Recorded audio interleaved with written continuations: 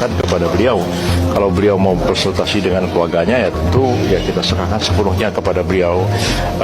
Walaupun saya katakan bahwa ini adalah putusan yang kontroversial dan mengandung cacat hukum di dalamnya, putusan ini problematik, ya kita serahkan kepada beliau, dan saya percaya bahwa Pak Jokowi dan sebagai kepala keluarga dan Mas Gibran sendiri tentu akan mengambil keputusan yang paling bijaksana di tengah-tengah kemungkinan reaksi yang makin meluas akibat dari putusan yang kontroversial ini.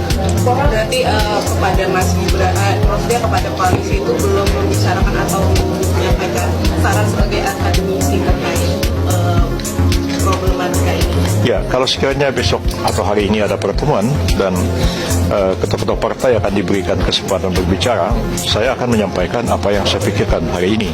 Karena memang walaupun saya ketua partai, tapi saya tidak dapat melepaskan diri saya sebagai seorang akademisi dalam berbagai disiplin ilmu, khususnya akademisi di bidang hukum tata negara.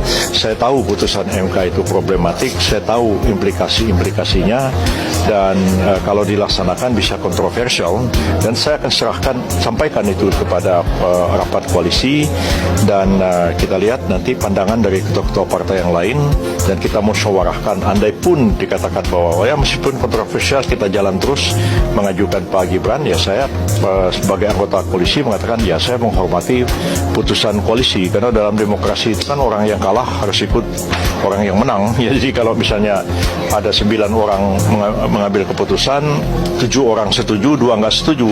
2 yang nggak setuju kan nggak boleh ngambek.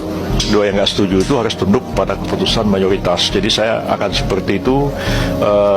Saya tetap konsisten sebagai seorang akademisi yang paham persoalan ini, tapi saya juga terlibat dalam proses pengambilan keputusan politik yang sebenarnya tidak mudah untuk dilakukan, tapi harus mencapai kompromi politik di antara semuanya. Ya, PBB ya, kalau misalnya koalisi tetap mengatakan bahwa Pak Prabowo mengusulkan Pak Gibran, saya sudah kemukakan pandangan saya. Benar maju atau tidak maju, ya kita serahkan kepada beliau. Kalau beliau mau konsultasi dengan keluarganya, ya tentu ya kita serahkan sepenuhnya kepada beliau.